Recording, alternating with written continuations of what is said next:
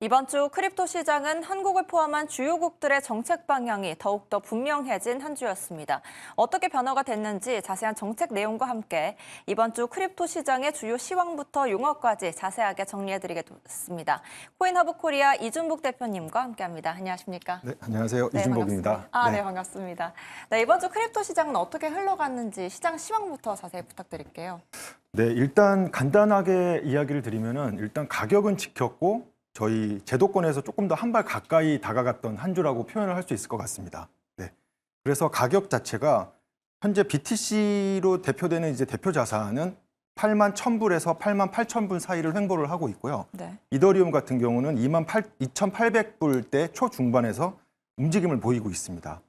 알트코인 등 전체 시총을 포함을 하게 되면은 지난주 대비 횡보 장세를 보여서 시가총액 자체는 크게 변동은 하고 있지 않습니다. 그리고 한국 포함의 주요 국가에서는 지금 현재 정책 방향이 분명해진 한 주로 표현을 할 수가 있겠는데 오늘 어제 조금 매도 압박이 조금 더 강해지고 있는 상황인 거는 좀 분명해 보입니다. 네. 네, 이번 주 시장에서 영향을 미친 요인들도 한번 살펴보도록 하겠습니다. 최근 현물 비트코인 ETF 자금 흐름 어떤 양상을 좀 보이고 있나요? 네. 일단 개별적인 종목보다는 ETF의 현금 흐름이 사실은 가격적인 트렌드를 볼 수 있는데 훨씬 더 좋기 때문에 ETF 트렌드에 대해서 한번 좀 보겠습니다. 1월 초 중반에 이제 비트코인 현물 ETF가 가격 상승을 굉장히 많이 끌고 갔는데 이때 이제 전 세계적으로 유명한 이제 기관들의 그 자금 유입이 엄청나게 많았습니다. 그래서 1월 중순 이후에는 조금 더 그 자금들이 조금 더 빠져나가면서 한 7억 7천만 달러 규모의 일일 순유출도 기록한 일이 있었습니다. 그러다가 이제 지금 2월 26일 기준으로 해갖고선 ETF 자금이 다시 한번 순유입 쪽으로 지금 바뀌고 있는 상황이고요. 이번 주 5거일 연속 이제 유출이 되다가 최근 들어서 이제 다시 순유입으로 바뀌는 좀 중요한 한 주라고 좀 볼 수 있을 것 같습니다. 그런데 어젯밤 같은 경우에는 매도 압력도 좀 있다고 들었는데요. 아, 네, 그렇습니다. 근데 매도 압력이 큰 시장의 트렌드로 봤을 때는 조금 무시를 하셔도 될 정도라고 조금 생각이 들고요. 앞으로는 평균 이동선 안에서 조금 움직일 수 있는 가능성이 클 것 같습니다. 네. 그렇다면 최근 미국과 유럽 그리고 한국 모두 가상자산 규제와 관련된 뉴스가 이어지고 있는데 이 규제 뉴스로 인해서 어떤 영향이 좀 있었는지도 궁금한데요. 아, 네. 지금 전 세계적으로 규제를 해야 된다라는 뉴스가 굉장히 많이 나오고는 있습니다. 그렇지만 아직까지 그 규제를 해야 된다라는 그 이후의 단계, 그리고 입법을 해야 된다라는 그 가장 중요한 부분에 대해서는 아직까지 조금 시간이 걸릴 것으로 보여지고요. 그래서 이제는 규제에 대한 저희의 인식 자체를 막는 시기에서 정리 유입의 시기로 조금 전환할 필요가 있을 것 같습니다. 그래서 미국, 일본, 유럽 등은 현재 지금 이러한 기관들이 들어오는 것을 예측 가능한 프레임워크로 지금 전환을 하고 있고 주요 시장 참가자들도 이러한 큰 방향에 지금 올라타고 있는 상황인 것 같습니다. 하지만 이제 그 자금 세탁 방지라든지 불법 거래 리스크에 대한 대응 자체는 조금 더 강화를 하고 있기 때문에 불확실한 입법 단계에서의 단계적인 변동성 확대를 대기를 하시되 AML 등 관련된 부각의 그 이슈에서는 보수적인 좀 프리미엄을 가져가야 될 것 같습니다. 그리고 중요한 거는 장기적으로 이러한 규제 프레임이 현재는 이제 금융 시스템 내의 가상자산의 지위를 조금 더 확고히 할 거라는 그 예상이 있기 때문에 장기적으로는 유동성이나 거래량 측면에서는 많은 도움이 될 것 같습니다. 그래서 은행, 기관의 참여로 가격 및 시장의 깊이 또한 훨씬 깊어질 것으로 예상을 하고 있습니다. 네.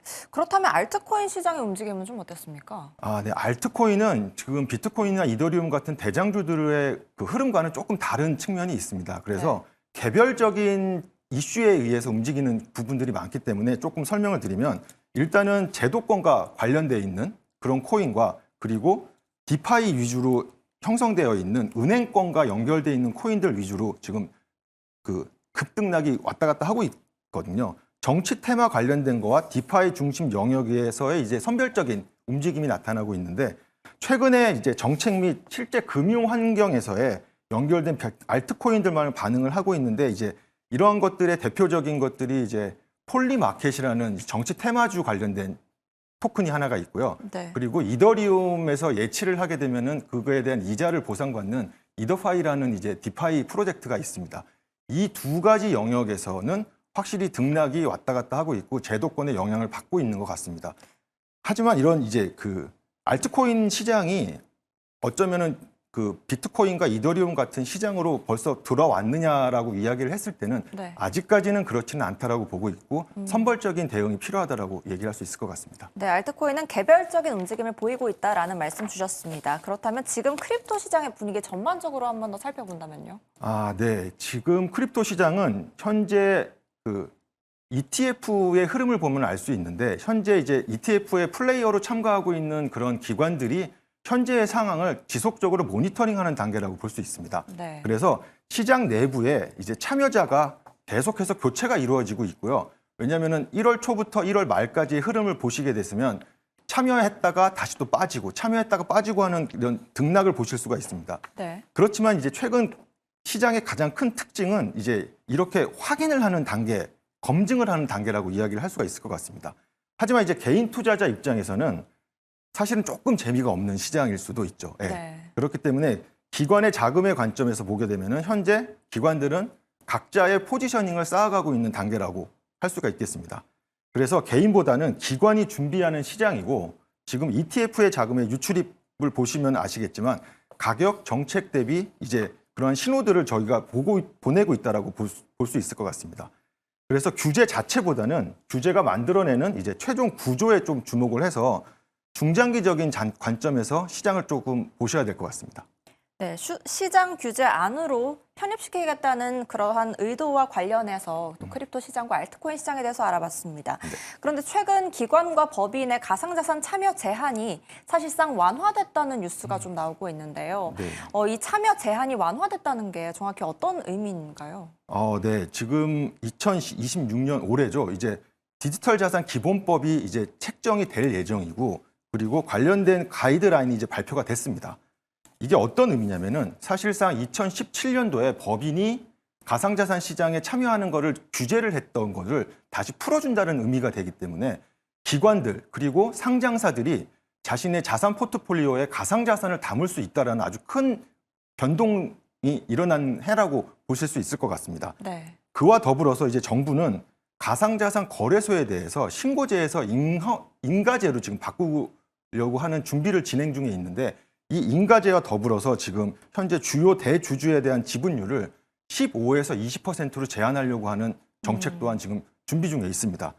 이 대주주에 대한 지분 제한이 어떤 의미냐면은 이제 정책에 대해서 그리고 책임 경영을 조금 물어보겠다라는 이야기이지만 업계에서는 아직까지 본인들이 자산 활동으로 벌어들일 수 있는 그러한 부분들을 조금 정부 차원에서 너무 규제를 하는 게 아닌가라는 그런 우려 섞인 전망도 좀 있습니다. 이에 대해서 정치권 역시 플러스 마이너스로 지금 대립하고 있는 상황입니다. 예. 네, 지분율을 좀 제한하는 추진을 통해서 또 이러한 제한 완화가 시장에는 그럼 어떤 변화를 좀 가져오게 될까요? 네, 이런 지분율 제한과 그리고 시장에서의 인허가를 통해서는 실질적으로 이제 정치권 그리고 시장에서 반응을 하는 것들은 조금 더 안정화가 된다는 이야기입니다. 지금까지는 사실은 제도권 자체에 조금 멀어져 있는 부분에서 움직였기 때문에 시장에서